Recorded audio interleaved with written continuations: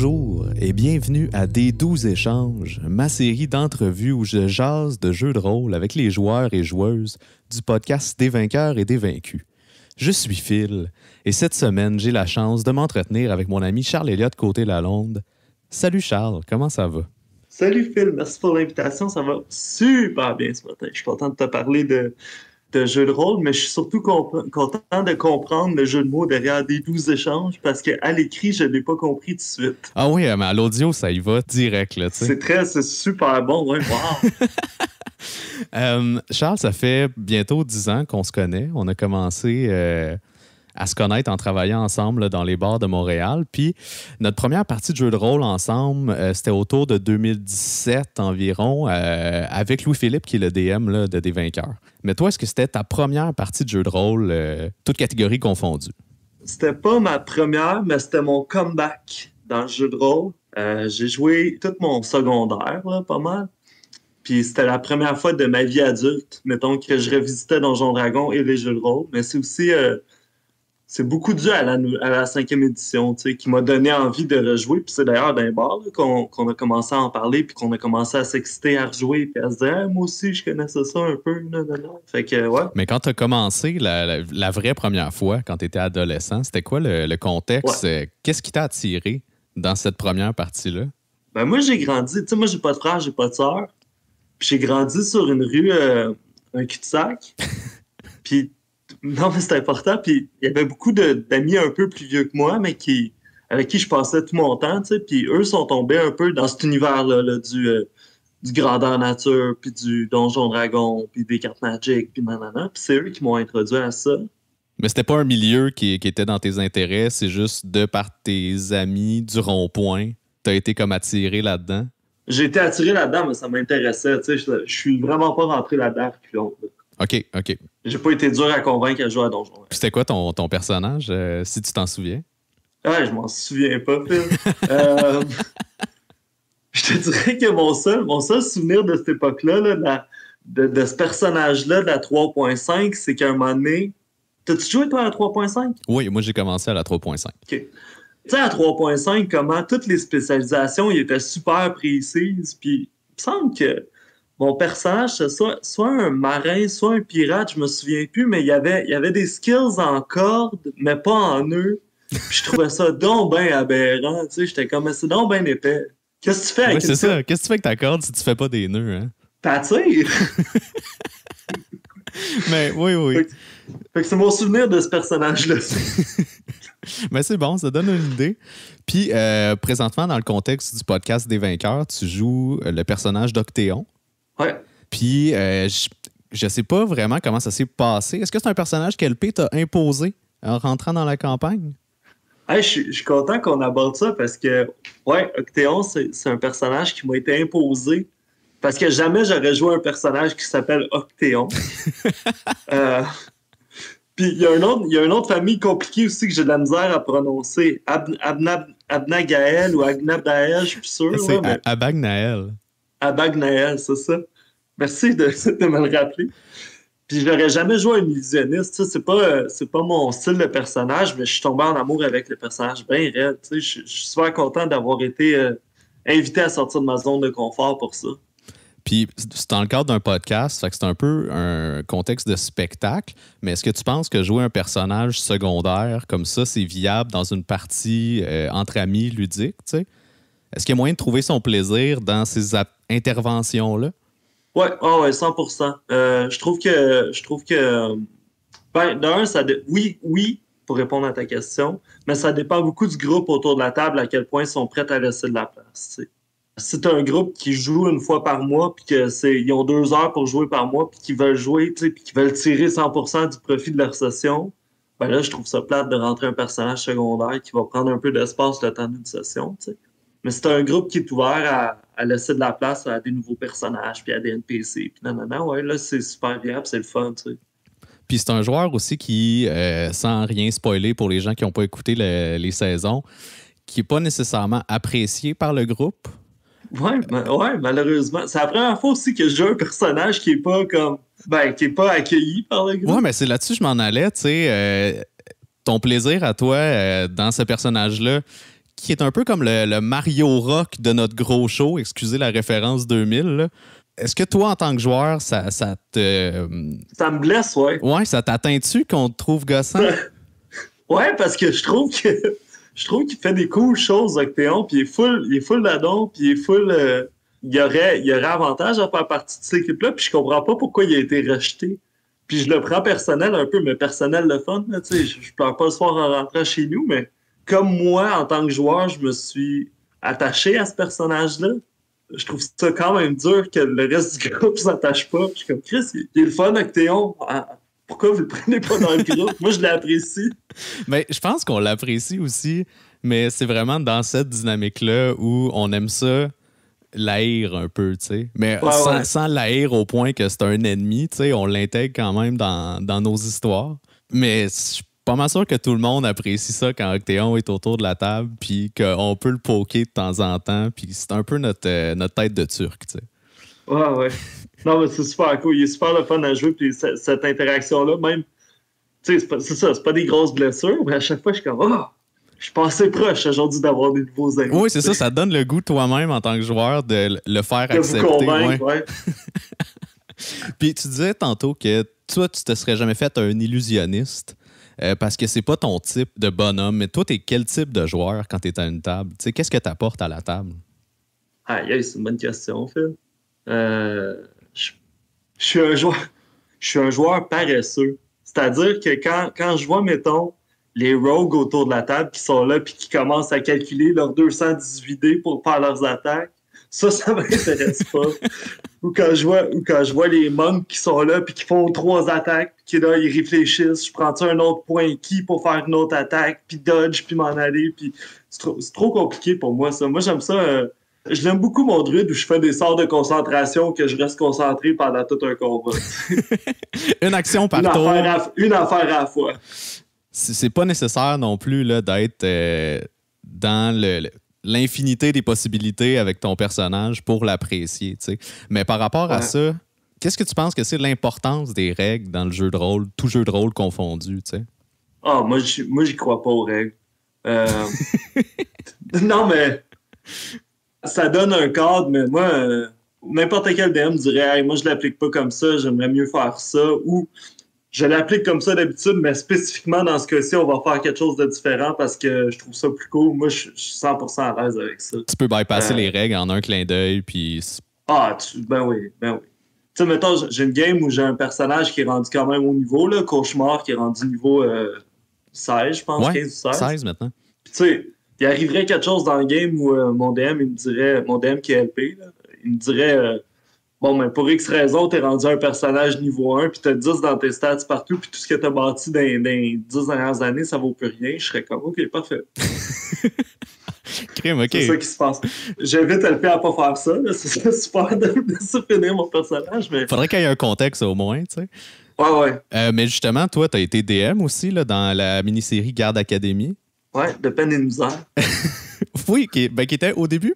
J'ai pas l'impression que c'était parti pour être une série sur le podcast. Ben, c'était pas ça l'intention. Tu sais, l'intention de Garde Academy, c'était d'un, que tout le monde se sert à être DM, puis que le monde teste des affaires, puis qu'on compte des trous quand il n'y a pas d'autres games qu'on pouvait jouer aussi. Tu sais, mais un mardi soir où finalement, il y a 3-4 personnes qui étaient disponibles et qui voulaient jouer, ben, on pouvait faire quelque chose sur le tas, sur le flair comme ça. C'est pour ça que la série n'est pas aussi tight que les autres séries. Mais ça a été intéressant. Ça a été un beau laboratoire, puis ça a été... je parle au passé. Je ne dis pas que ça ne reviendra pas. Là. OK, parce que j'ai entendu dire entre les branches qu'il y avait peut-être une deuxième saison, mettons, de Garde Academy en préparation. Ouais, j'aimerais ça le pousser plus loin à Garde Academy, mais est-ce qu'on va être à Ship Shop? Est-ce qu'on va être ailleurs? Est-ce que ça va être encore les personnages de Christo Vedalkin puis voyons, comment il s'appelle le perso à Tony? Stéphane Pinard. Ça aussi, c'est super intéressant, c'est que tu as fait ta game dans l'univers que LP a fait pour des vainqueurs. Ouais. C'était quoi ton point de vue par rapport à un univers préexistant, tu sais, en tant que DM, de jouer dans le carré de sable de quelqu'un d'autre? Je trouve ça intéressant de jouer dans les univers des autres DM pour rajouter du stuff. Tu sais, mettons, Garde Academy, c'est pas moi qui donne du stuff à LP.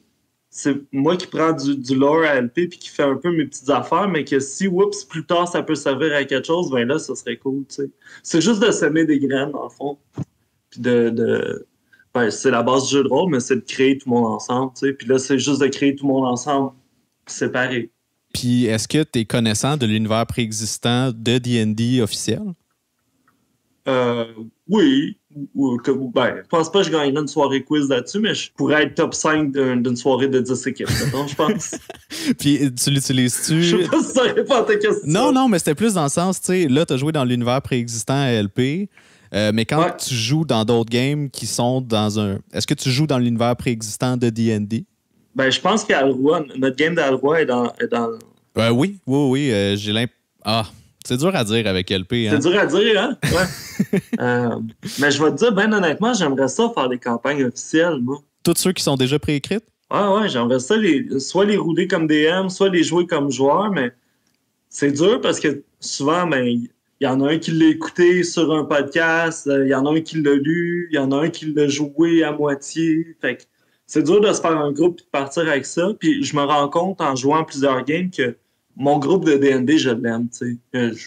C'est avec eux que je joue à Donjon Dragon, c'est pas avec des inconnus ou whatever. Pas que j'aime pas ça, mais je me rends compte que souvent j'ai moins de plaisir. Puis si je pourrais investir autant de temps, ben j'aime mieux le faire avec mes amis. Reste que, sans enlever rien à personne, je pense qu'on a le meilleur groupe de D&D au monde. Ouais, je pense que oui. Puis c'est surprenant à quel point tout le monde qui est rentré dans ce cercle-là a été comme aspiré par le jeu de rôle tellement les parties sont prenantes, tu sais. Ah, puis du monde qui avait rien à voir avec, tu sais, que, je veux dire, Tony, c'est pas un casting de joueurs de jeu de rôle, tu sais. On en a parlé justement, là, puis c'est vraiment pas son genre. Puis là, il a été aspiré là-dedans, puis là, je veux dire, s'il y a quelqu'un qui est plus rapide sur le piton que Tony, trouvez-moi là. S'il y en a un qui veut jouer au jeu de rôle, c'est bien lui. Ah oui, il nous parlait de Spelljammer cette semaine, justement. Là, il est déjà en train de jouer, ça vient de sortir, puis il est parti, là, tu sais. Ben ouais, c'est ça, c'est incroyable, tu sais. Fait que c'est vrai que ça a eu cet effet-là, mais c'est ça qui est beau aussi, tu sais, Parce que oui, c'est compliqué, oui, il y a des livres, oui, il y a des règlements, mais c'est simple au final, là. Si t'es une personne qui connaît les règlements, t'es en business après. Toi, Charles, dans le contexte de ta vie personnelle, t'es appelé à aller passer beaucoup de temps dans le Grand Nord canadien. Québécois-canadien. Je travaille dans le fond au Nunavik, dans la communauté d'Inukjuak, sur la baie du Tson. Est-ce que tu as initié des gens au jeu de rôle dans ce contexte-là? J'ai pas initié des gens, non. J'ai fait des rencontres via les jeux de rôle, mais j'ai pas fait l'initiation de gens à ça parce que bien que je parle anglais, là, tu sais, je travaille en anglais, je suis bilingue, là, mais je sens pas que mon anglais est assez bon pour aller chercher toute la saveur D&D qui est le fun, tu sais. Je me vois mal jouer en anglais. Puis interpréter les personnages. Puis interpréter, puis d'aller chercher tout le potentiel d'une game. Le français, c'est ma langue, puis c'est là que je crée, dans le fond. Tu sais, pas que je suis un créateur ou un artiste, c'est pas ça, je suis pas tout, mais c'est là que je me retrouve dans mes repères pour avoir du fun, puis d'amener de la saveur. Mais est-ce que tu écoutes du contenu D&D en anglais malgré tout? J'essaie. Ça t'interpelle moins? Ça m'interpelle, ouais, pas mal moins. Ouais, beaucoup moins. Ça vient pas me chercher, même, je te dirais. Puis là, je suis en train de relire les livres des Royaumes oubliés, puis tout. Puis je les ai achetés en français parce que ça vient plus. Je sais pas pourquoi. Ben, c'est ta langue en même temps. Ouais, mais tu sais, la traduction est pas terrible. Mais... Non, honnêtement, je l'ai lu en français, je l'ai lu en anglais. C'est bien meilleur en anglais, mais ça vient moins me chercher. OK. Puis, ouais, c'est en français que je me retrouve dans le jeu de rôle. Puis, qu'est-ce qui t'influence dans tes créations, autant quand t'es DM que quand tu fais tes personnages? Y a-tu des univers fictifs préexistants qui t'influencent dans tes créations, tu sais? Non, c'est pas du tout dans le fictif, c'est plus dans mes voyages puis dans mes expériences personnelles que dans le fictif. Tu vas chercher dans ta propre vie tes influences pour faire tes persos puis dire j'aimerais ça explorer telle affaire avec ce personnage-là. Puis... Ouais, ou je rencontre quelqu'un qui m'inspire, que je fais. Puis c'est souvent je joue souvent des personnages qui me font rire, là. Puis je dis pas que c'est des personnages qui sont drôles, je dis que c'est des personnages qui me font rire, moi. Puis ça, c'est souvent inspiré de gens que j'ai rencontrés, tu sais. Sinon, quand je suis DM, ouais, c'est souvent, tu sais, je voyage quand même beaucoup, là. J'aime ça voyager, puis je me retrouve souvent dans des situations, dans des milieux isolés ou en forêt ou nanana. C'est là que je suis bien en nature, tu sais. en plongée. Puis c'est là que je vais chercher des idées pour les games que je DM, du moins. Ah ouais, OK. Ben, c'est super intéressant comme point de vue. J'aurais pas pensé, tu sais, instinctivement, je me disais, j'ai écouté, je sais pas, là, Game of Thrones, puis le personnage là, de Paladin, en tout cas, tu sais, il y a du jeu à aller chercher là-dedans, mais dans ta vie aussi, il y a du jeu à aller chercher là, pour des personnages, effectivement, tu sais. Ah ouais, puis on en rencontre du monde bizarre. En tout cas, moi, j'en rencontre pas mal, je sais pas pourquoi, là, mais moi, je rencontre pas mal du monde qui sont intéressants pour des personnages. Puis je pense que quand je regarde du lore, là, des Game of Thrones, des Seigneur des Anneaux, Harry Potter, whatever, j'ai tellement peur que mon cerveau l'absorbe puis l'assume comme une idée qui m'est propre puis que je mette ça dans une game après. Tu veux pas copier? Ouais, je veux pas copier, tu sais, que j'essaie de me tenir loin de ça. OK. Je pense qu'il y a ça aussi. Mais je comprends. Puis c'est quand même un réflexe intéressant. Puis de participer au podcast, qui est comme un genre de spectacle là, de jeu de rôle, est-ce que ça a changé ta conception que tu avais avant de jouer publiquement? Ça a changé ma vision du jeu, de le mettre dans un cadre, puis de le présenter comme spectacle, plutôt que de le mettre dans un gros caractère dans lequel on joue, puis on a du fun, puis tu sais, on se le cachera pas, nous autres, on aime ça prendre un petit coup, puis passer une belle soirée avec des amis, tu sais. Puis là, de le mettre dans un cadre qui est très, pas rigide, mais qui est très... Formaté, peut-être? Tu sais, ouais, formaté, tu sais, il faut le présenter, puis il faut que ce soit le fun pour le monde qui l'écoute aussi, mais ça a changé ma vision de comment de la précision dans ce jeu-là, c'est le fun aussi. Je sais pas si tu comprends. Ouais, mais comment tu organises ton histoire pour que justement tu aies un bout de dénouement qui se passe vers la fin, puis essayer d'avoir un cliffhanger pour ton closure, puis Ouais, exact. juste de mettre les mécanismes de storytelling aux bons endroits, tu sais, à la place de juste partir dans une longue aventure de 6 heures, tu sais. Où tu sais, où c'est un combat, puis deux salles vides.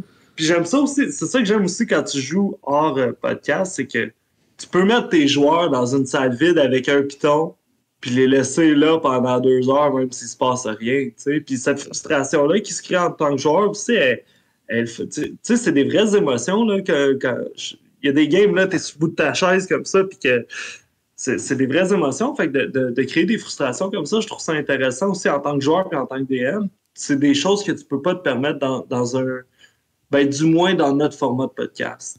Ouais, ben c'est sûr que ça se transmet un peu moins dans un contexte de spectacle, tu sais, l'émotion que tu vis intérieurement pendant que cette frustration-là build. Tu sais, je pense qu'en tant qu'auditeur, tu builds plus la frustration de pas avoir rien d'entertainant nécessairement. Là.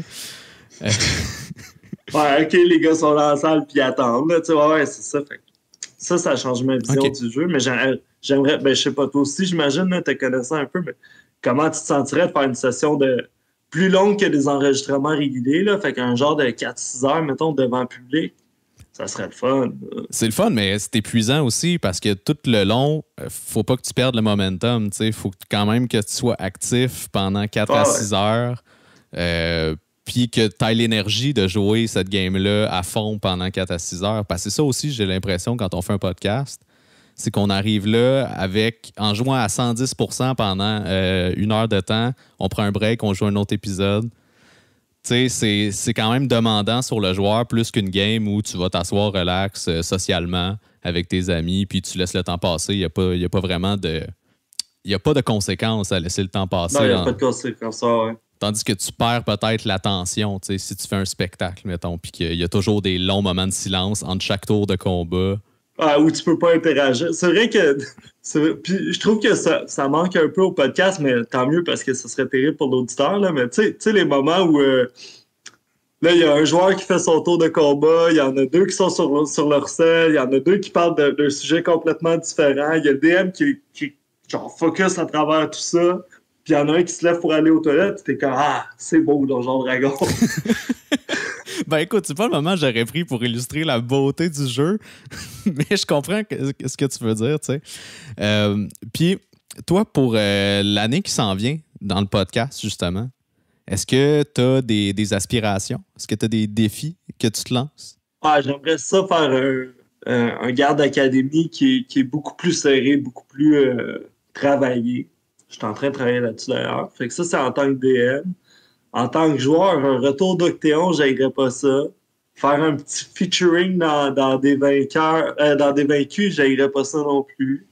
Ah, ça pourrait être intéressant. Ça, c'est vrai que depuis là, la dernière saison, les personnages se promènent d'un bord puis de l'autre.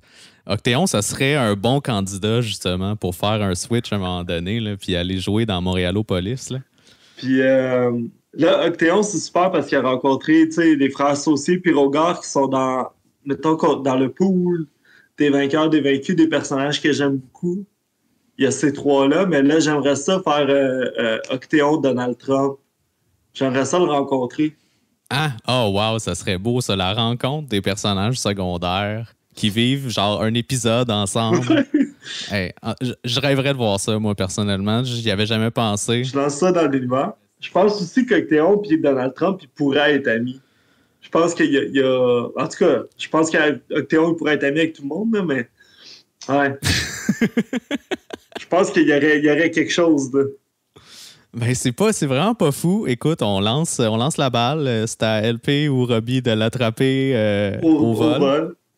Et ben, c'est ce qui va conclure notre 12 échanges. Ah, déjà, ça a passé trop vite. Ben, ça passe vite quand on a du plaisir. Mais écoute, on va encore avoir d'autres occasions de discuter de jeux de rôle, ne serait-ce qu'entre deux pauses là, d'une partie subséquente. Donc, je te remercie beaucoup, Charles. Je remercie tous nos auditeurs. Et je vous dis à la prochaine pour un autre épisode de Des 12 échanges. Ah, merci.